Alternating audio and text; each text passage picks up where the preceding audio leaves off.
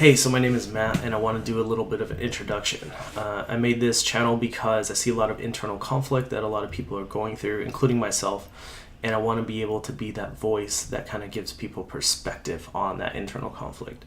And that internal conflict that we're all going through is actually a war. It's a war with ourselves and everybody else.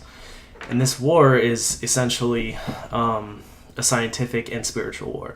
And what I mean by that is, from the science standpoint, we have very much the scientific theory. It's basically how all modern science is grounded and evaluated, and things are kind of, uniformly accepted by society because they go through these rigors of these processes and the peer reviews, etc. It has to be provable, repeatable, etc.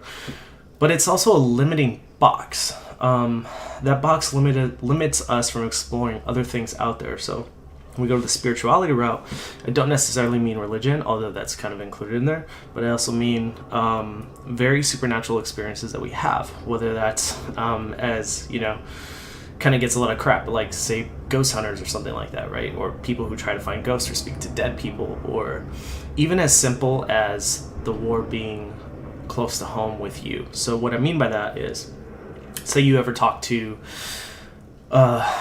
or say you haven't talked to a friend in like 2 years, right? For whatever reason, you're just going about your business, nothing's come up, nobody's mentioned them, and you're like, man, I'm starting to think about what's up with this person. It's been two years since I last talked to them, and I wonder how they're doing. And then they call you. They freaking call you. You can't really explain that. But then do we really chalk that up to coincidence? Like, you can't scientifically prove that, so it's kind of bullshit. It was just a coincidence, right? But you know deep down inside that really wasn't a coincidence. You're just telling yourself that it was a coincidence because it doesn't agree with the scientific theory. And this is the war. This is the basis of the war that we're fighting with ourselves. What I'm trying to say is we can have both. We can have spirituality and we can have science, and we need to find a way to merge it together. And this internal conflict and battle that we fight every single day is what I want this channel to address. Okay. I've personally been awakened to kind of both sides since like 2009. And it's always been an internal struggle to try to find a balance or this or that. And it's really only come to the conclusion that we need both for me. Now, the problem with society is that we're very fearful of spiritual things not grounded in logic or reason. And with good reason, too. I mean, if you look back at medieval times, people were following, the heads of state being churches and religions, and they did terrible things, and they mandated the worst things for the people, and everyone suffered from it. And then we transition into the modern age where it's like, well, you know what? Like, maybe we shouldn't have religion be the one dictating our lives and society and government and culture and war. Maybe we should start turning to science and reason and logic. And this was a great shift. If you're coming from medieval times where just people were getting killed for no reason and excommunicated and like cut off from society because the church felt like doing it to you know what?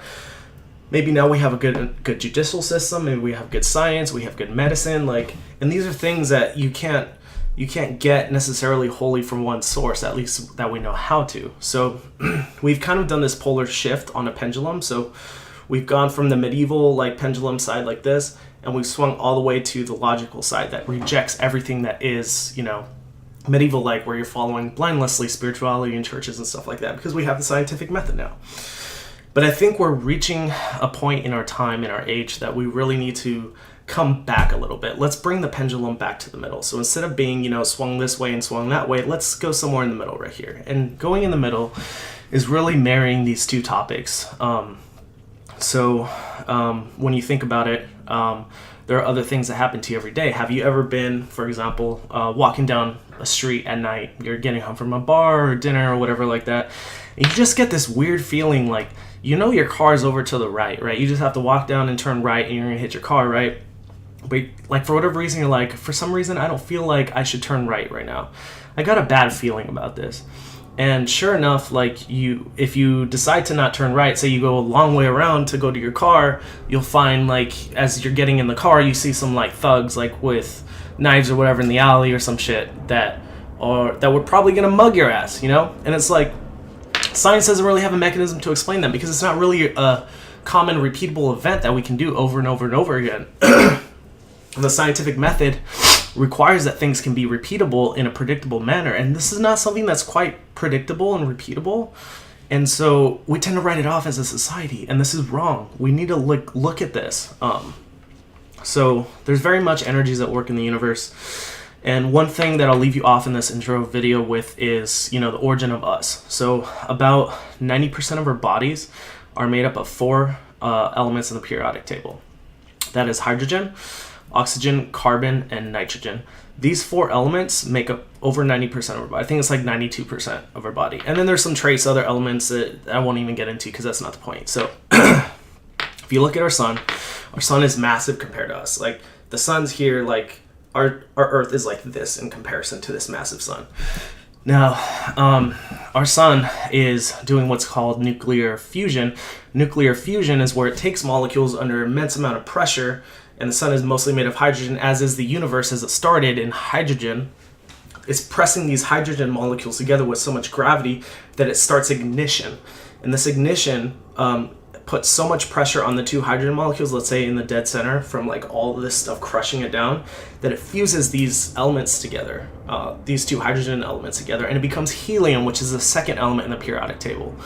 So all the elements in existence today came from fusion inside of stars, much like our sun, except our sun is only really good at doing hydrogen to helium, and it has a little bit of trace other elements in there too. But the point is, we're made of stuff like, I think it's nitrogen, oxygen, and carbon, not necessarily in that order, are 6, 7, and 8 in the periodic table. So it was fused from 1 to 2, that was hydrogen to helium, then 3, 4, 5, 6, 7, 8 times in other stars. And our sun's really only pumping out, trying to get this focus back, our sun's really only pumping out hydrogen into helium, and that's what's keeping us warm.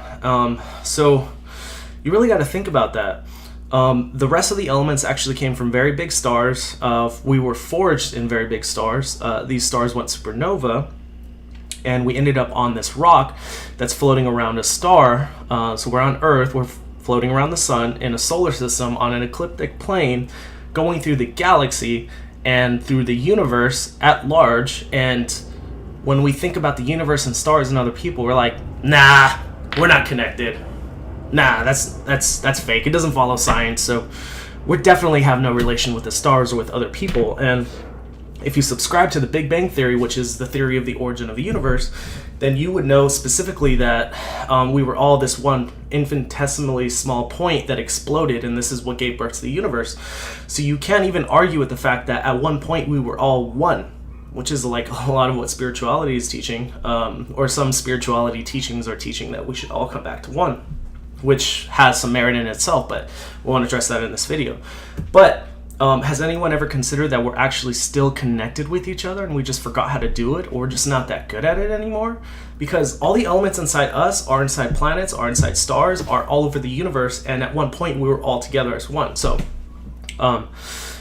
this is just kind of an intro for the topics that I want to talk about on this channel, because we really need to address this as a society, as people, and it starts with you. And my real motivation for making this channel is to empower you to be able to make these decisions for yourself, to trust your intuition, to trust your gut, and to trust those feelings you get, and explore things that do not fit in the box of science, because we have to get out of this mindset where we're just like, science, that doesn't work for science, so let's ignore it. There's so much stuff out there. We really need to take a look at it. And so if you stick around with me, we're going to explore a variety of topics, and we're going to get to the bottom of this. So hope you stick around.